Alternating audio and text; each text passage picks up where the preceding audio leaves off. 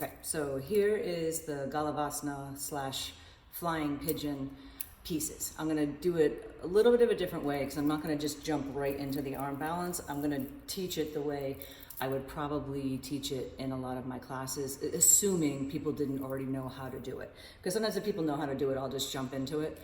But if I have someone or many someones in class that may not have experienced it, or I'm just trying to get them stronger in it, this is the way I would teach it. I might have to have my face towards the camera so you can see what my legs are really doing. So I do apologize because it might have a bit of a crotch shot to it. So, so for the prep work, I mean, consider the fact that you would have been doing more of a class. You would have probably done some warrior twos, maybe some warrior ones, dipping the head in, just other kinds of hip openers, half pigeon perhaps, because some people do call this flying pigeon. I think that's what Sean Horn might call it, but I know I've heard it in class. But Galavasana is one of the sages. It's like some of the different yoga poses in Sanskrit are not named for animals, they're named after people. So what I would do to prep, first, you can have blocks beside you. You may not really need them for what I'm going to do per se, but sometimes it just helps you kind of feel contained in the space. So first, you might just cross the right ankle over the left thigh.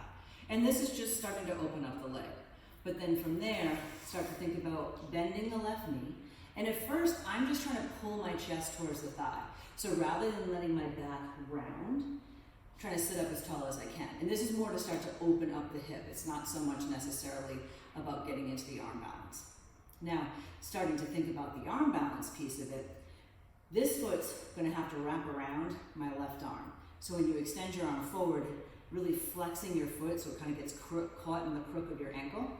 And then the right arm's gonna come forward and it's gonna be pressing into your shin. This can definitely be uncomfortable sometimes because you're probably more bone on bone than not. Now, the common misalignment in Galavasana is when people start to balance on their hands and try to pick up this back leg, they sink. So what I like to teach is picking up the leg from the bottom leg, because then you have to use your belly to lift it. And if you're like, oh my God, it won't go anywhere, just straighten out the bottom leg and try to keep that leg lifted. Sometimes it's really hard to keep this foot wrapped around. Then I'll tell people you can actually hold it in your elbow. You can kind of do the arm balance like that, but it might be a little bit scary on your elbow and you might slide right down your forearm. So I'm gonna do it on the other side too, just so you can see it. So again, and I'll turn sideways so you can see a different view. So just crossing my ankle over the thigh. And again, I like to teach things in stages like this. We call it promise. So then that way if someone doesn't want to do the next stage, they can just stay where they are. You could actually have them come into a forward fold and do something different there. Or start to pull the legs up. And then, again, it's sitting up really tall. You can see it with my arm. But I'm trying to sit up really tall rather than get my leg closed and round. And then sometimes I'll keep them here a little while and then kind of let them wiggle their hips or move around. Just depends on how much time you have. And then eventually taking the right arm forward, hooking it around the left foot, left arm forward, pressing into the shin, trying to pick up the left leg. And if it won't pick up, just straighten the bottom leg. And then think of the more you can pick up that foot, the more stable you'll end up feeling when you are coming into the arm balance. So just unwind it for a sec. So then more prep work would be, you could do this with your bottom up against the wall, and actually I find anytime I have a really sore low back or my hips feel a little bit off, doing the standing figure 4 is really, really helpful. But from the arm balance perspective, here, think of spine being long. Eventually when you're in the arm balance itself, there'll be more of that crow shape to your back. But when you're creating a space in the hip, you want to be reaching forward. And this is what's going to stretch anything that people, if they have issues with sciatica, hips, low back pain. Then when you bring your hands down, hands to blocks will help a lot, even for someone like myself, because I can reach the floor, but the blocks just make it much more comfortable.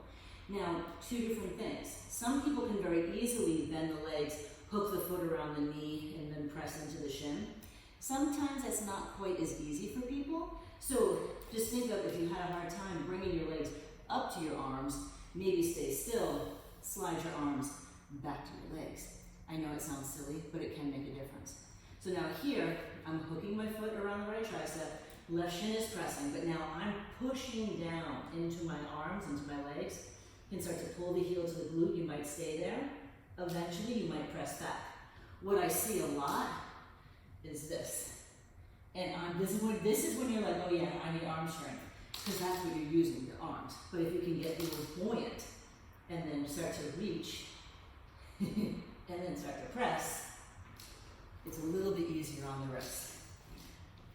The other thing you can play with too is if when you're doing this pose, if you feel like you just can't get that back leg to come up, you can pull the heel right towards your glute, or nifty little trick that I've discovered is coming here, I think that might have been from Raghunath, is sliding your foot so your knee and your foot are touching, and it gives you a little bit more to push into. And eventually, that can change to other poses too. But Galavasana is kind of one of those poses that can totally suck. If pigeon is not a happy pose in your body, you're not gonna like this pose. So give yourself a break if you're trying it and you're like, I can't even get down to here, stay there. The more you practice it, the more it'll become accessible. Whew. I need to start doing cardio. Can you hear how winded I am? It's not good.